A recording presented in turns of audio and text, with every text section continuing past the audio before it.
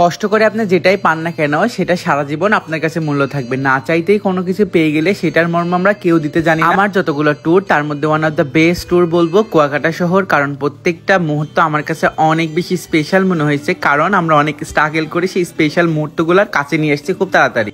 আসসালামু আলাইকুম, সবাই কেমন আছেন? জীবন নিয়ে অভিযোগ করা ছেড়ে দিছি, কারণ আল্লাহ আমাকে যা দিচ্ছে সারা জীবনে চাওয়ার থেকেও আমাকে পাওয়া বেশি দিয়ে দিচ্ছে। এর জন্য মনে করি আল্লাহ যেটা করে সেটা ভালোর জন্যই করে। আমার যতগুলো এখন পর্যন্ত ট্যুর তার মধ্যে সব থেকে স্মরণীয় অ্যান্ড যদি বলেন যে ভালো মুহূর্ত কোনগুলো, তাহলে আমি বলবো কুয়াকাটাতে আসছি আর সবাই মিলে এত মজা করছি যেটা আমি কখনোই কল্পনা করি। আমাদের আজকের প্ল্যান ছিল আমরা সবাই মিলে ফুটবল খেলবো অ্যান্ড একটা দলকে বিজয়ী ঘোষণা করবো, মানে ছেলেদেরও খেলা থাকবে মেয়েদেরও খেলা থাকবে। ফার্স্ট প্রায়োরিটি ছিল আমাদের ফুটবল খেলা। যাই হোক, আমাদের তেমন কোনো ফুটবল খেলার এক্সপিরিয়েন্স নাই, তবে এই প্রথমবার আমরা কুয়াকাটায় এসে ফুটবল খেলার আয়োজন করি। যাই হোক, এটা আমাদের রাজশাহী থেকে প্ল্যান করা ছিল, যার জন্য আমরা রাজশাহী থেকে ফুটবল নিয়ে আসি এন্ড আমি ছিলাম এক পারের গোলকিপার আর আরেকদিকে ছিল উর্ভিজি গোলকিপার। যাই হোক, আমাদের ফুটবল খেলা শেষ হয়ে গেছে, এখন অনেক বেশি হাঁপাই গেছে। আমি সুন্দর একটা লাভ আঁকায় একটা খুব স্পেশাল মানুষের নাম লিখতেছিলাম। আচ্ছা, আপনারা বলেন তো স্পেশাল মানুষের নাম এখানে লিখলাম। এরপর আমরা সবাই মিলে চলে যাব গ্রুপ ফটো সেশনের জন্য। দেন আমরা সবাই মিলে গ্রুপ ফটো তুলবো। সবাই মিলে আমাদের টি শার্টে লেখা ছিল যে জাস্ট সি এন্ড চশমা পরা একটা সুন্দর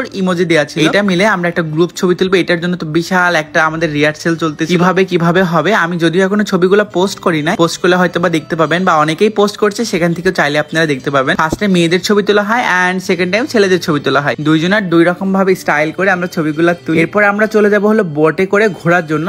আমরা কুয়াকাটা আসছি, এখন পর্যন্ত বোটে ঘুরি না, জাস্ট একটু হালকা করে ঘুরে আসবো। পরবর্তী আমরা একটা দিন কাঁকড়াচড় দেখতে যাবো, সেটাও কিন্তু আপনাদের সাথে শেয়ার করবো। বোট থেকে সবাই মিলে ঘুরতে যাচ্ছি। ফার্স্টে চলে গেছে মেয়েরা এন্ড মেয়েরা যাওয়ার পরে আমাদের কাছে যে জেবিএল বক্সটা ছিল সেই বক্সে দিয়ে সুন্দর করে নাচতেছিলাম। এদিকে তো মেয়েরাও সুন্দর ভাবে চলে আসছে, মানে উঠতে উঠতে একদম সবাই চলে আসছে, দেখতেই পাচ্ছেন। আমার মনে হয় আনন্দ করাটা আপনার নিজের মধ্যে। আপনি যদি সবার সাথে মানিয়ে নিয়ে চলতে পারেন এন্ড সবার সাথে মজা করতে পারেন, তাহলে আপনার দিনটা অনেক ভালো যাবে। যাই হোক, ফার্স্টে মেয়েরা ঘুরে আসলে, এখন ছেলেদের পালা। আমরা সবাই মিলে লাইফ জ্যাকেট পরে নিচ্ছিলাম, যেহেতু আমরা ভিতরের দিকে যাবো এন্ড ওখানে অনেক বেশি পানির গভীরতা আছে, নিজের জীবনের রিস্ক নিয়ে তো আর যাওয়া যাবে না। যাই হোক, এর জন্য আমরা লাইফ জ্যাকেট পরে নিয়ে একদম সবাই উঠতে উঠতে যাচ্ছিলাম। আর আমাদের কাছে জেবিএলটা ছিল, জেবিএল এর জন্য আমাদের আসলে ট্যুরটা অনেক বেশি মজার হয়েছে, কারণ আমরা গানের সাথে সাথে যাচ্ছিলাম এন্ড আমাদের জন্য দেখি পাশে মেয়েরা অনেক বেশি অপেক্ষা করতেছিল। এন্ড এখন আমরা চলে আসছি এন্ড আমরা এখন বোট থেকে নেমে যাব। এরপরে তো আমাদের শুরু হয়ে যায় আসল কাহিনী, মানে আমাদের একদম মোড়াধরা নাচ চলতেছিল। আমরা এত বেশি মজা করছি আর আমাদের সবাই মিলে ব্ল্যাক টি শার্ট পরছিলাম। মোটামুটি আমাদেরকে ব্ল্যাক ডায়মন্ডই বলা চলে, মানে আমরা দেখতে ব্ল্যাক না হইলেও টি শার্টের জন্য একদম